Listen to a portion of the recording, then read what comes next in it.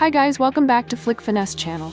In a world drowning in predictable plots and recycled finales, true thrillers have become rare creatures, sharp, elusive, and unforgettable. But this year, hidden across Prime Video, Tubi, and a few other unexpected corners of the streaming universe, lie stories carved from shadow. Films that creep under your skin, tighten your pulse, and refuse to let go long after the credits fade. Today, we're diving straight into that darkness. 11 thrillers, each one crafted with tension that hums like a live wire, characters walking the knife edge between salvation and ruin, and mysteries that unfold with slow-burning menace. So dim the lights, silence the world, and let's enter the labyrinth.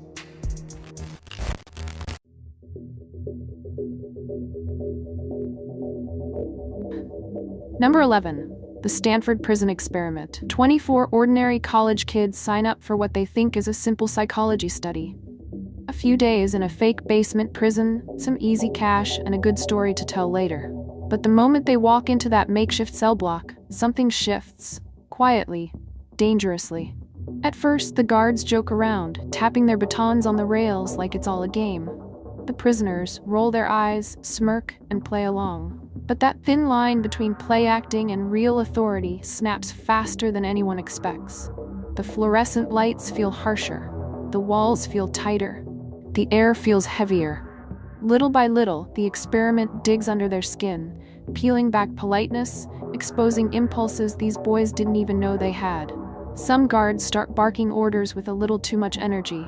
Some prisoners start shrinking, folding, breaking in the corners of their minds. The longer they stay inside, the faster everything spirals. The rules get stricter, the punishments get colder, and the people running the experiment, the ones who should have stopped it, get hypnotized by the power unfolding right in front of them. What began as a harmless academic project mutates into a disturbing descent into dominance, fear, and human fragility. This isn't a thriller with jump scares, it's a psychological pressure cooker, trapping you in a room with the rawest version of human nature. The Stanford Prison Experiment is a tense, claustrophobic punch to the gut. A story about how quickly morality dissolves when uniforms change, when titles shift, when no one is watching the watchers. It's unsettling, suffocating, and shockingly real, asking one brutal question: how much of the monster lives inside us, waiting for permission to come out?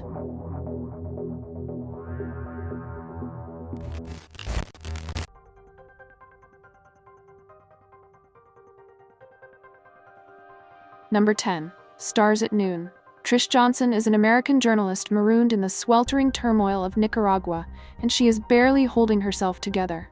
Moving through suffocating heat and political tension, she drifts from one dim hotel room to another, fueled by uncertainty, cheap alcohol, and a growing sense that the world has quietly shut its doors on her.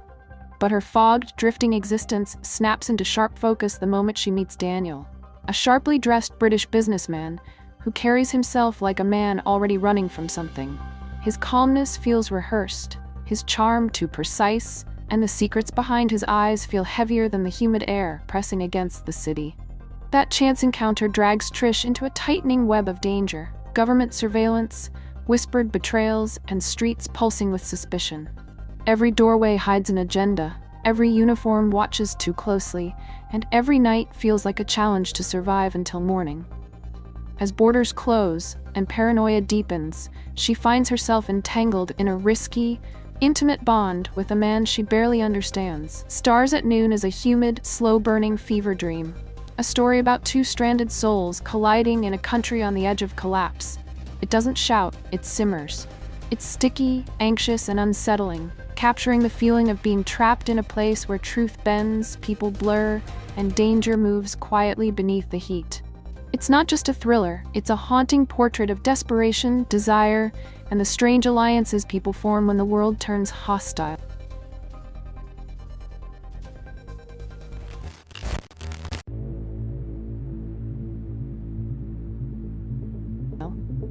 Number 9. Raging Fire. Bong Chung, a fiercely principled cop in Hong Kong's Criminal Investigation Division, is a man carved from duty. He lives in a world where loyalty is sacred, justice is personal, and every decision leaves a scar. For years, he's been the quiet storm, methodical, relentless, and unwilling to bend, even when the system around him cracks. But that steady world shatters when a series of brutal, precision-executed attacks explode across the city. Masks, bullets, and chaos. Violence delivered with military discipline. And at the center of this carnage stands Yao Congo, Bong's former protege, once a brother in arms, now a ghost of betrayal fueled by rage. What begins as a manhunt spirals into a raw, bone-crunching collision of past sins and present vengeance. The city becomes a battleground of moral rot, corrupt officials, abandoned promises, and a brotherhood ripped apart. Bong isn't just chasing a criminal, he's chasing the shattered echo of the man he failed to save. Every confrontation hits like an emotional sledgehammer, gunfights filmed like poetry in chaos, explosions framed with tragic beauty, and hand-to-hand battles that feel personal, intimate, heartbreaking. Beneath all the gunfire lies a deeper story. Two men, shaped by the same code, destroyed by the same system, now forced to finish what fate started. Raging Fire is a blistering, operatic action drama, gritty, furious, and emotionally loaded.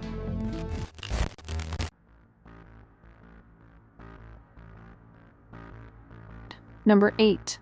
A Violent Separation.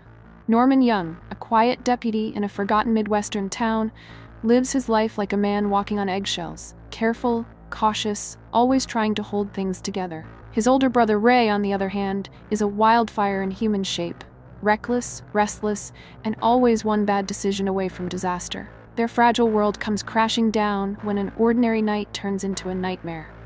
Ray's girlfriend ends up dead, sudden and tragic, leaving the two brothers staring into a darkness they were never built for. Panic hits first, then fear, then the decision that seals their fate: hide the truth. What starts as a desperate cover-up becomes a suffocating chain around Norman's neck. Every sunrise feels heavier. Every glance feels like a threat. He's drowning in guilt while Ray barrels forward like nothing can touch him. But secrets in a small town rot fast, and theirs is foul enough to poison everything around it.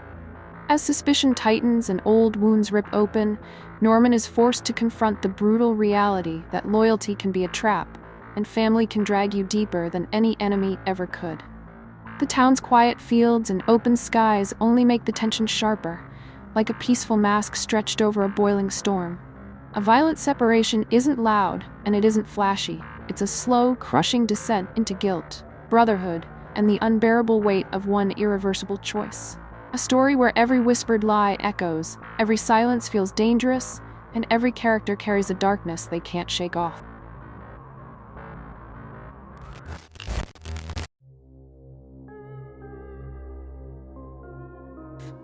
Number 7. Road Games. Quid, a weary long-haul truck driver roaming the endless sun-scorched highways of Australia, is running on caffeine, sarcasm, and the lonely hum of his engine. His world is nothing but asphalt, mirages, and the occasional oddball stranger drifting through the desert like lost ghosts. Most days, his biggest challenge is staying awake and keeping his imagination from eating him alive. But that quiet, dusty routine shatters when he notices a suspicious man hauling a mysterious load, and a woman who suddenly goes missing. A tiny spark of paranoia becomes a roaring wildfire in Quid's mind, twisting every passing car, every abandoned motel, every stretch of empty road into a sinister clue. The outback feels wide enough to swallow bodies whole, and Quid is suddenly convinced he's sharing the highway with a killer. When he picks up a gutsy hitchhiker, sharp-tongued, fearless, and far too curious for her own safety, the stakes snap into something deadly. Together, they're swept into a tense, offbeat chase where nothing feels concrete. Not the killer, not the evidence, not even Quid's own sanity. Is he uncovering a crime, or inventing one out of desperation and loneliness? Road Games is a sun-baked thriller about isolation pushing a man to the edge, where paranoia blurs into truth and the vast desert becomes a psychological trap. It's dusty, sweaty, and strangely funny, capturing that uneasy feeling of being miles from anywhere, with danger riding your bumper and doubt whispering in your ear.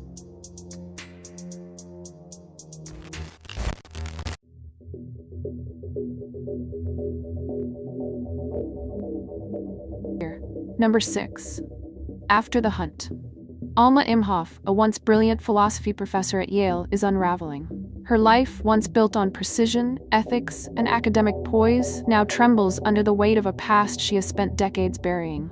She moves through the ivy-lined campus like a ghost, sharp on the outside, hollow on the inside, pretending her world isn't slowly caving in. But that fragile facade shatters the moment a storm hits her department. A sexual assault accusation lodged by her own promising student detonates the quiet order of academia. The accused? A fellow professor, a man Alma once trusted far more deeply than she admits. As whispers turn into wildfire and institutional politics tighten around her, Alma is pushed into a suffocating moral labyrinth, forced to choose between loyalty, truth, and the terrifying echoes of a mistake she made long ago. The campus becomes a pressure cooker of rage, secrets, generational clashes, and shifting alliances. Every hallway feels like a trap. Every conversation is a minefield. And the more Alma tries to help, the more she realizes she isn't just witnessing the downfall, she's part of it. Her buried sins claw their way back to the surface, threatening to destroy her reputation, her relationships, and whatever remains of her self-respect. After the Hunt isn't a courtroom thriller or a simple scandal drama. It's a slow, tightening psychological noose. It's about the lies we tell to stay afloat, the guilt we pretend isn't there, and the brutal truth that sometimes the past hunts us far more viciously than any living enemy. It's tense, it's bruising, it's uncomfortable in all the ways that matter. A shattered woman, a rotting institution, and the question that won't let her breathe: how far can you run from the truth before it finally catches you?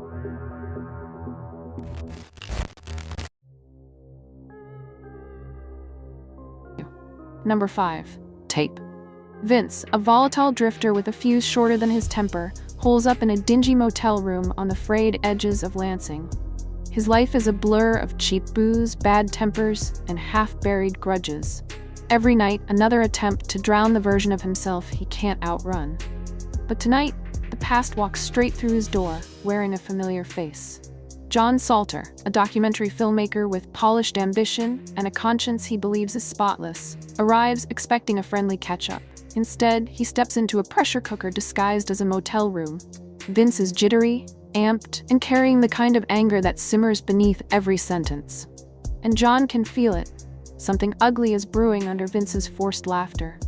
But the night doesn't snap until the real ghost of their past arrives. Amy Randall, now an assistant district attorney, steps into the room with a calm disarming enough to peel the walls back. Her presence detonates the fragile peace between the two men. Old wounds split open. Accusations take shape. The truth, slippery and unpredictable, refuses to stay buried under a decade of denial. Suddenly, this cramped motel becomes a battleground of memory and guilt, where each confession feels like a blade pressed to old scars. Lines blur between what happened, what they wanted to believe happened, and what they've spent years rewriting to protect themselves. Tape is a raw, blistering chamber drama, a slow burn that tightens around its characters like a noose. It's messy, intimate, and brutally honest, exposing how one night, one mistake, one buried truth can unravel the entire architecture of a person's identity.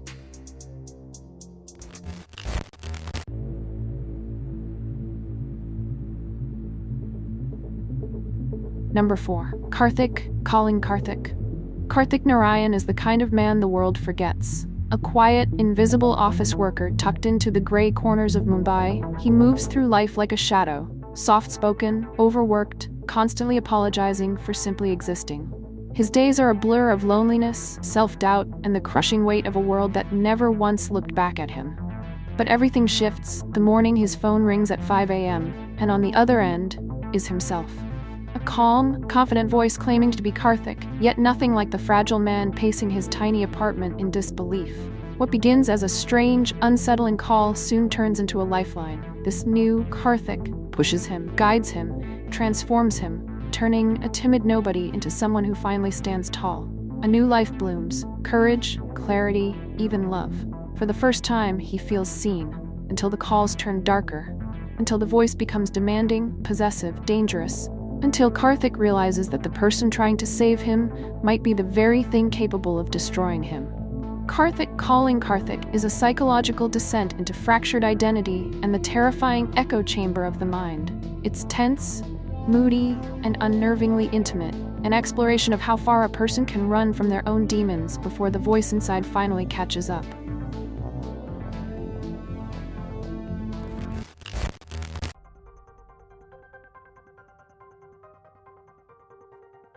Number 3. Oleanna. John, a seasoned university professor, believes he has full command over his world, his books, his ideas, his calm, intellectual authority. His office is a sanctuary, a quiet fortress built from polished wood, academic theories, and years of unchallenged confidence. But his carefully controlled life begins to crack the moment Carol walks in. She's anxious, overwhelmed, a student drowning under academic pressure and searching desperately for clarity. What starts as a simple request for help shifts into something sharper, heavier, a conversation soaked in tension, misunderstanding, and invisible power lines. John tries to guide her, but every attempt to explain becomes another spark. Every gesture turns suspicious. Every word feels loaded, as if the room is slowly filling with smoke. Neither of them notices until it's too late. Then comes the breaking point. Carol's accusations hit like a sudden, violent wave, dragging John from his calm pedestal and plunging him into a nightmare he never saw coming. The office that once felt safe becomes a battleground of interpretations, a tight, suffocating space where truth bends and fractures with every exchange. Oleanna is a fierce, unsettling drama about perception, power, and the terrifying speed at which conversations can twist into weapons. It's raw, claustrophobic, and painfully real, forcing you to ask how much of our lives is built on what we say and how much is destroyed by how others hear it.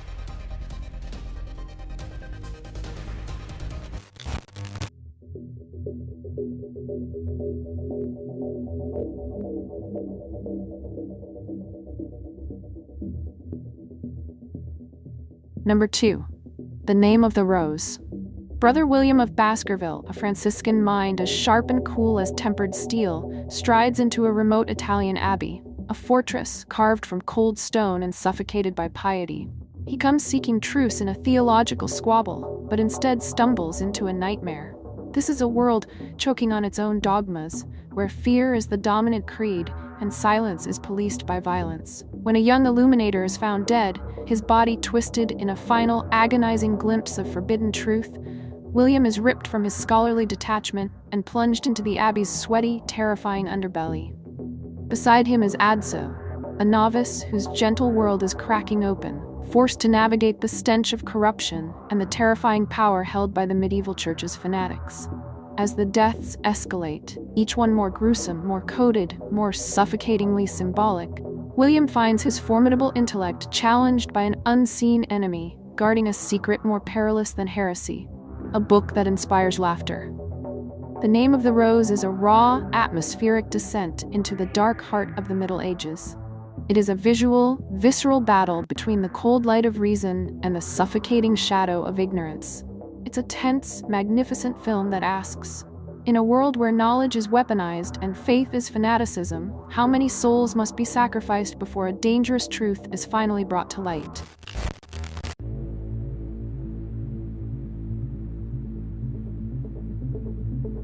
Number 1. Hard Candy.